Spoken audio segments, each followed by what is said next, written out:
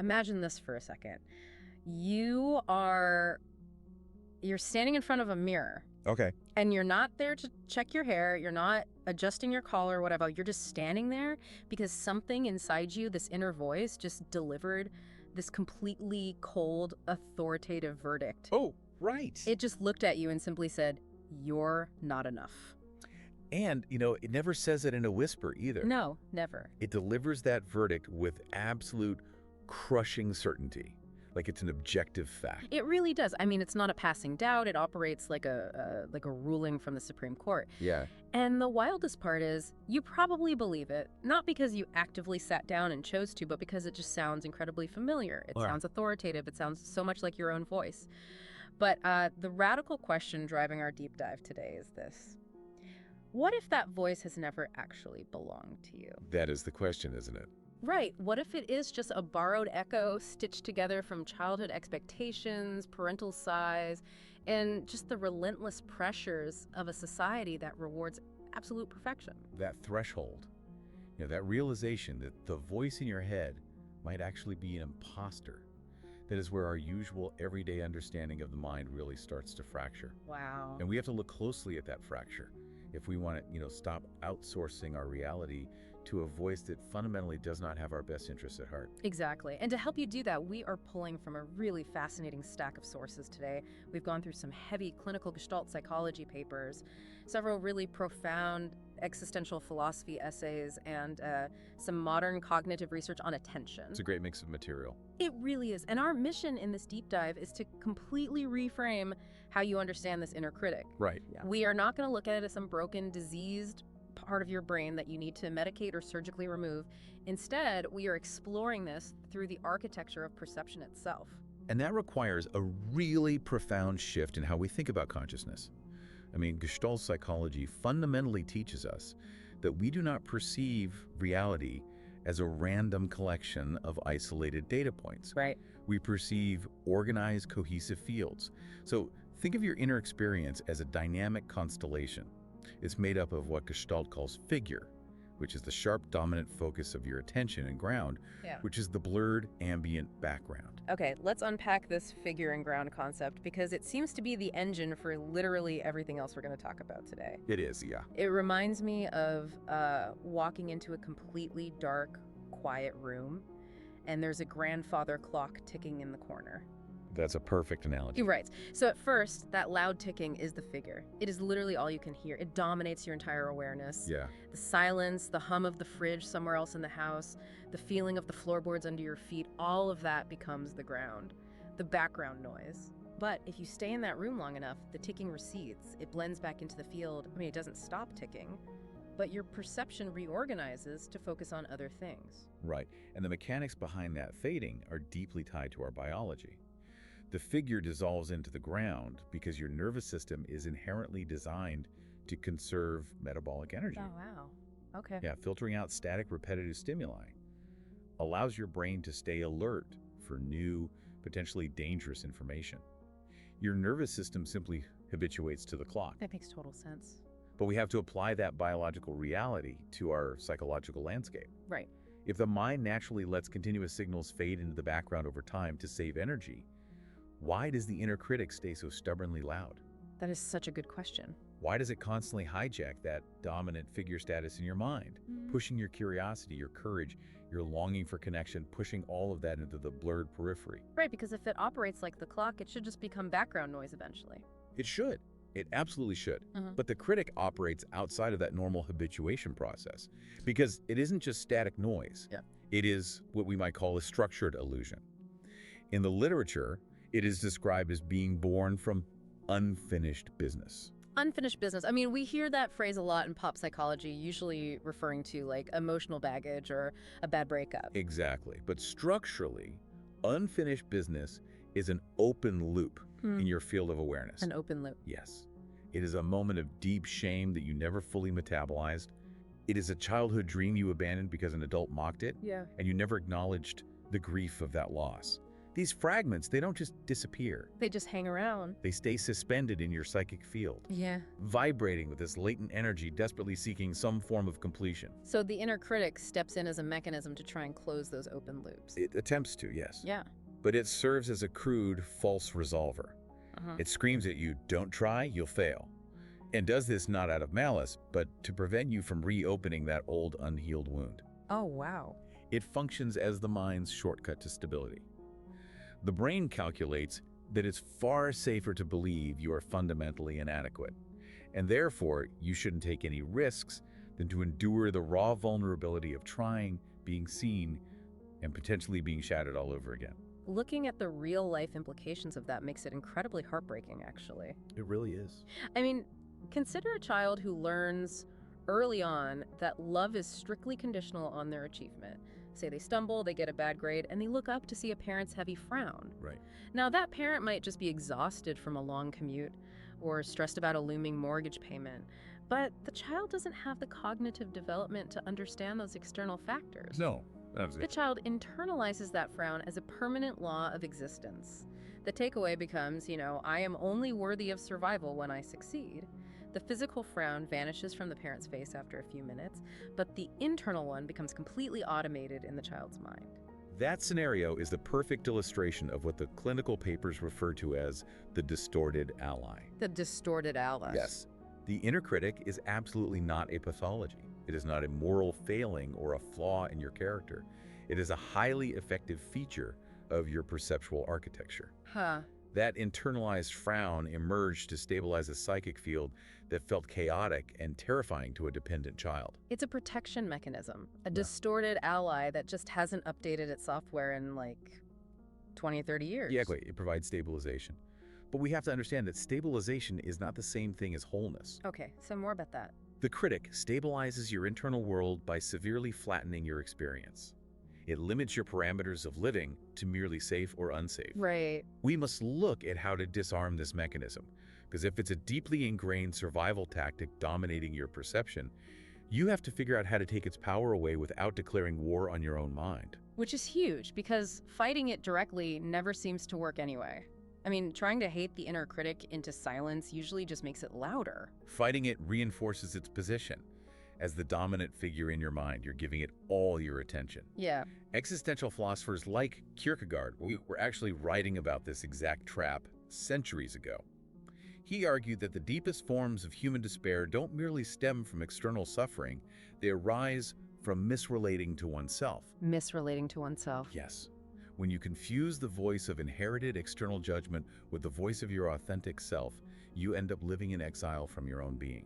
Wow. You spend your life performing a role designed to appease a ghost, rather than participating in your actual existence. Misrelating to oneself, that is a really heavy concept. It is. So how do we actually begin to fix that relationship if fighting the critic is completely off the table? Well, the philosophical texts suggest a subtle but really profound pivot. You do not argue with the critic.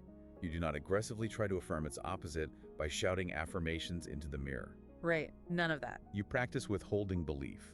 You begin to treat the voice as passing data, rather than as an absolute objective truth. Treating it as data. So that looks like noticing the thought, there's that familiar narrative that I'm a fraud, instead of immediately believing this thought is the objective reality of who I am and I must panic. Exactly. That slight distance changes everything. What's fascinating here is how this mirrors the classic Gestalt experiment of the Rubin vase. Oh, the optical illusion. Right. Anyone who has taken a basic psychology class has seen it. It's the image where you can see a single solid vase in the center, or you can see two faces in profile looking at each other. Right, the black and white image. Yes. You can see one or the other, but your brain can never process both images at the exact same millisecond. The moment you shift your attention, the figure becomes the ground, and the ground leaps forward to become the figure. And the image on the paper never actually changes. Never. The only thing that changes is how your brain organizes the visual data. Precisely. Your inner critic has functioned as the vase. It has been the dominant, unyielding interpretation that blocks out all alternative readings of your own life. Oh, I see where you're going with this. But the moment you systematically withhold belief, the moment you stop granting that critic automatic, unquestioned authority, Your perceptual field starts to physically and psychologically reorganize. The faces begin to appear. Wow. The parts of you that were always there, relegated to the background, are finally revealed. You start to notice your own tenderness. You notice a desire to create just for the joy of it. Yeah. You uncover a profound need to simply rest without having to mentally justify it on some spreadsheet of productivity. Okay, let me stop you there, though. Yeah. Because to a lot of people listening, this might start to sound indistinguishable from standard internet brand positive thinking. Like, just ignore the bad thoughts in the foreground, bury your head in the sand, and focus on the good thoughts in the background. If I just ignore the critic, aren't I giving myself a free pass to be complacent and ignore my actual flaws? I am so glad you brought that up, because we need to draw a very hard line here. This is not positive thinking. Okay. Positive thinking often acts as a band-aid. It slaps a happy, socially acceptable label over a deeply distressed field without changing the underlying structure at all. Right. Gestalt psychology operates on a mechanism called pregnance, which translates roughly to pithiness or conciseness. Pregnance. Yes. It is the mind's natural biological tendency to organize experience into the simplest, most coherent whole possible. Okay, so how does that biological tendency actually apply to the voice telling me I'm a failure? Well, the inner critic essentially created a phantom need for absolute flawlessness. A phantom need. Right. When you were younger, your brain needed to make sense of a chaotic environment. It applied the rule of pregnancy. It concluded, the environment isn't chaotic, I am just bad, and if I become perfect, everything will be safe. Oh, wow. That is a structurally simple, coherent narrative. It organized your reality around the idea that you must endlessly correct yourself.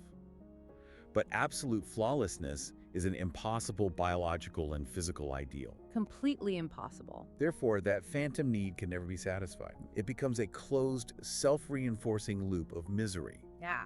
So when you withdraw belief from the critic, you aren't just thinking happy thoughts. You are actively collapsing that phantom need. You are telling the nervous system it no longer needs to solve an unsolvable puzzle. And what actually happens in the mind and body when that phantom need collapses? Well, we look to the concept of isomorphism to understand the mechanics here. Isomorphism is the structural link between your psychological processes and your physiological perceptual organization. They mirror each other. Exactly.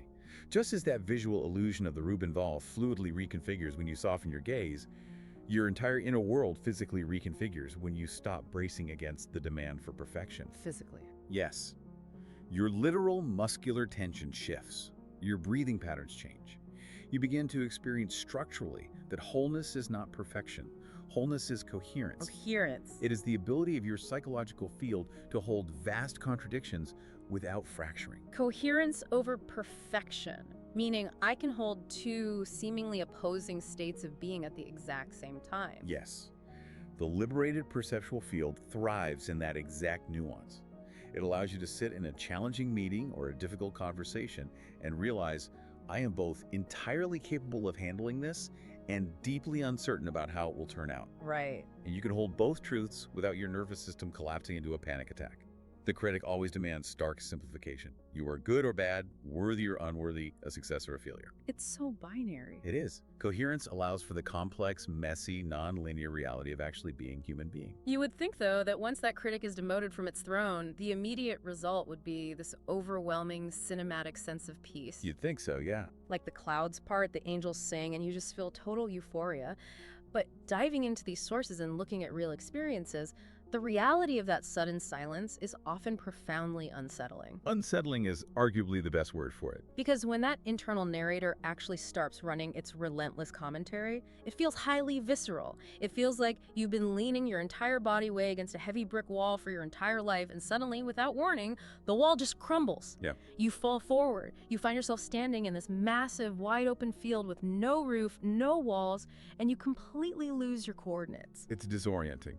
Very. Why does losing a voice that actively tortured us feel so utterly terrifying in the body? Because that specific terror is the birth of authentic, unscripted choice. Oh. You're experiencing what Sartre called the anguish of freedom, or what Kierkegaard famously described as the dizziness of possibility. The dizziness of possibility, that perfectly captures that open field feeling where you can move in any direction, but you have absolutely no idea which way is north.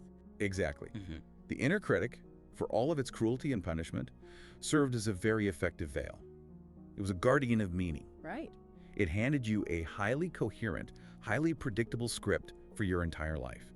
That script dictated, you are fundamentally flawed, therefore your sole purpose on this earth is to constantly improve. It gave us a full-time job. It kept us perpetually busy. It gave you a purpose, even if that purpose was constructed entirely on a foundation of your own suffering. Wow. Without that voice, you face the dizzying, unvarnished reality of having no map. There's no external verdict to hide behind anymore. You become solely responsible for generating your own meaning. Which naturally forces the question, what happens to our identity? If I am no longer the flawed person endlessly trying to get better, who am I? That is the ultimate existential threshold. Yeah. The Gestalt perspective offers a paradigm-shifting insight here. The self that the inner critic spent all those decades policing, judging, and punishing. Well, it was largely a fiction. It was a curated noun. It was a persona designed entirely to survive external judgment. But if the self we've been protecting is a fiction, what is the true self? The true self that emerges in the silence after the critic is demoted is not a fixed object. It is not a noun that you can neatly define, polish, and put on a shelf to be admired. Okay. It is a verb. It is a continuous, unfolding act of what Gestalt therapy calls becoming in contact. You are no longer an isolated figure reacting against a threatening background. You realize that you are the field. You are the field. Yes. Let's look at what that looks like in practice, because it brings everything back to direct, grounded experience. Sure. Without the critic constantly abstracting everything into a judgment about our worth, we actually return to the real-time wisdom of the body. Right. So if you notice tension in your shoulders at 3 o'clock in the afternoon, the critic historically would have pounced on that. Oh, absolutely. It would scream, "You're stressed again, you're failing to manage your anxiety, you can't even sit at a desk correctly." Yeah, piling on the guilt. Right? It turns a physical sensation into a moral failure. But in this open field, operating as a verb, that tension is just simple, neutral data. Yes. It's just, I've been holding my breath. That's it. The mechanism of knowledge shifts completely. Knowledge about who you are is no longer derived from a punishing internal commentary. Right. It is derived from direct contact with what actually is happening in the present millisecond. You stop living in the mental time loops of past shame or future dread, and you step fully into the immediate now. Which brings us to a really tricky part of the journey. We've dismantled the old wall, but how do we live in this new, wide-open field without accidentally building a brand new cage out of our newfound liberation? It is the ultimate trap of personal development, and it is vital to keep an eye out for it. Yeah. The paradox of awareness is that the very moment you think you have finally arrived at freedom, the moment you check the box and think, "I am cured, the critic is gone forever," a new voice will almost certainly slip in through the back door. A newly branded, highly enlightened critic. Exactly that. A softer, much more sophisticated voice that suddenly starts making demands based on liberation. Oh, I've heard this one. Right, it whispers, "You must always be perfectly present, or you must never, ever feel insecure again because you know better now." It's so sneaky. Very. And before you know it, you have built a new prison out of the dogma of healing. Wow.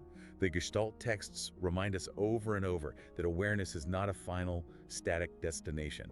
It is a practice of perpetual reorganization. It's always moving. The perceptual field never settles permanently. It pulses, it breathes, it constantly adapts to new information. It's an ongoing, living relationship with yourself. Exactly. So to summarize the arc of this journey for you listening, demoting your inner critic does not magically turn you into a perfect, perpetually zen, fearless human being. No, it doesn't. It doesn't mean you will never feel the sting of doubt again. What it does is make you available. That is the core of the work. Becoming available. You become available to experience joy that doesn't require a 10-page resume of justification. Yes. You become available to feel sorrow.